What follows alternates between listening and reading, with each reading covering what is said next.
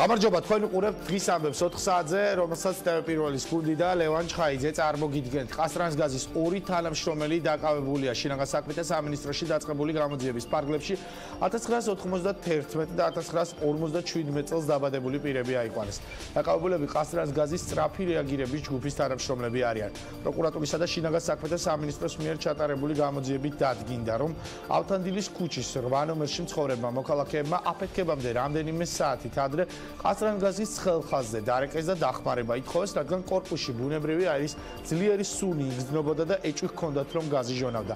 ადგილზე მისულმა ყაზტრანსგაზის სპეციალისტებმა კორპუსში გაზგაყვანილობა არაჯეროვნად შეამოწმეს, მოსახლეობას კი განუმარტეს, რომ კორპუსში ბუნებრივი არის სუნი არ იყო და საღებავის სუნში ეშლებოდა.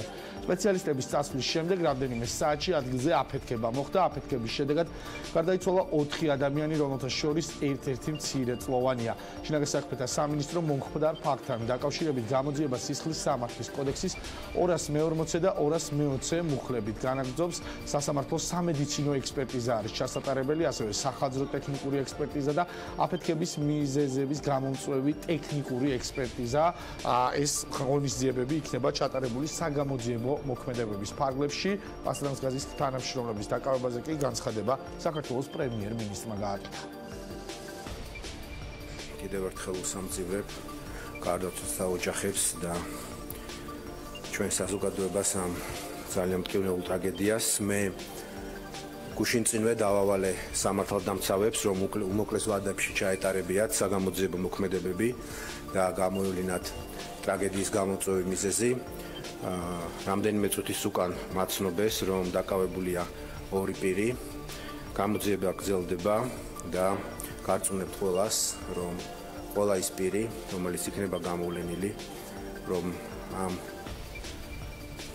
ტრაგედიასთან მიმართებაში მათ ჰქონდათ თავიანთი პროფესიული ქმედებიდან გამომდინარე შეცდომა, ყველა აგებს პასუხს კანონის წინაშე.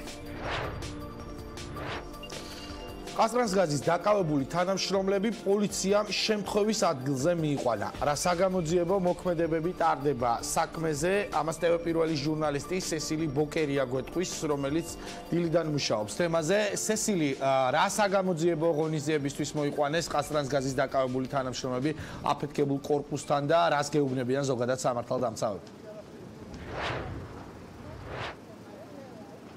თავდაპირველად დაკავებული ყაზტრანსგაზის თანამშრომლები მიიყვანეს შემთხვევის ადგილზე და მათ მიმდებარე ტერიტორია დაათვალიერებინეს და ადგილზე გამოიკითხნენ, რის შემდგომაც უკვე ისინი გადმოიყვანეს პოლიციის მეოთხე განყოფილებაში და ორივე დაკავებული უკვე 1 საათზე მეტია იმყოფება საგამოძიებო უწყებაში და პოლიციის კითხვებს სცემს პასუხს. რამდენიმე წუთის წინ შევიდა პოლიციის მეოთხე განყოფილებაში ერთ-ერთი დაკავებულის ადვოკატიც, რომელმაც დეტალებზე ჟურნალისტებთან არის საუბარი და განაცხადა, რომ ჯერჯერობით უცნობია აღიარებს თუ არა დანაშაულს მისი დაცვის ქვეშ მყოფი. რაც შეეხება უშუალოდ დაკავებულ ყაზტრანსგაზის თანამშრომლებს, მათ მედიასთან კომენტარი არ გაუუკეთებიათ საგამოძიებო უწყებაში შესვლამდე. ერთადერთი კითხვა, რაზეც ერთ-ერთმა დაკავებულმა გვიპასუხა, იყო ის თუ იგრძნეს თუ არა სუნი მათ მაშინ, როდესაც გამოიძახეს ადგილობრივებმა და გამოცხადდნენ კორპუსში დათვალიერებისას.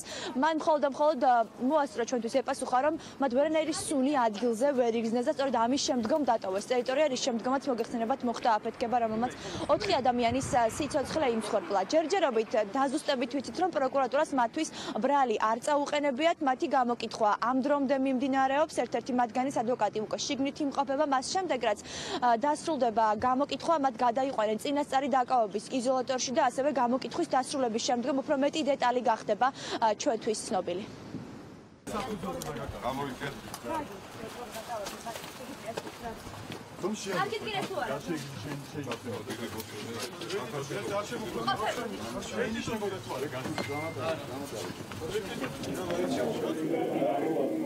დიახ, როგორც უკვე გითხარით, ამ დრომდე მიმდინარეობს გამოკითხები პოლიციის მეოთხე განყოფილებაში, გამოძიება მიმდინარეობს 2:42 და 2:20 მუხლებით, რაც გულისხმობს სამუშაო უსაფრთხოების ნორმების დარღვევას, რამაც გამოიწვია 2 ან მეტი ადამიანის გარდაცვალება. 48 საათი აქვს საგამოძიებო უწყებას იმისთვის, რომ ორივე დაკავებულ ყაზტრანსგაზის თანამშრომლებს ბრალი ოფიციალურად წარადგინონ, რის შემდგომაც უკვე 24 საათში აღკვეთი ღონისძიება უნდა ჩაინიშნოს.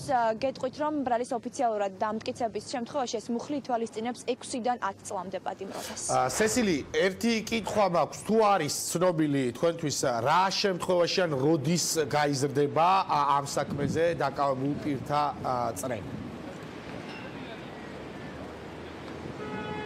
ლევან, დღეს დილიდან გრძელდება დაკითხვების სერია. მოგეხსენებათ, გუშინ პოლიციის მეოთხე განყოფილებაში იკითხებოდნენ როგორც სამშენებლო კომპანიის დირექტორი, ასევე მის ადვოკატთან ალექსანდრე კობაიძესთან ერთად, ასევე ადგილზე გამოიკითხნენ უშუალოდ შემთხვევის ადგილზე ყაზტრანსგაზის თანამშრომლები და უშუალოდ პოლიციის მეოთხე განყოფილებაში იკითხებოდნენ ადგილობრივი მოსახლეობაც, რომლებიც საგამოძიებო უწყების კითხვებს სცემდნენ პასუხებს. ჯერჯერობით შინაგან საქმეთა სამინისტრო დამატებით ინფორმაციას გაიზრდება თუ არა დამნაშავეთა წრე არ ავრცელებს, თუმცა დავალოდოთ მოვლენების განვითარებას, რადგან როგორც უკვე გითხარით, საგამოძიებო მოქმედებები ინტენსიურად მიმდინარეობს და ასევე ინტენსიურად გრძელდება მოსახლეობის დაკითხვა. პირველი ჟურნალისტი სესილი ბოკერია საუბრობდა პოლიციის იმ განყოფილებიდან, სადაც დაკავებული ყაზტრანსგაზის თანამშრომლები მიიყვანეს. ახლა კი თემა და განცხადება, რომელმაც დღეს შეიძლება ითქვას, რომ ბევრი რამ გადაფარა. მიხეილ სააკაშვილს ჰოლანდიიდან, შალვა ნათელაშვილს და ლევან ხაბე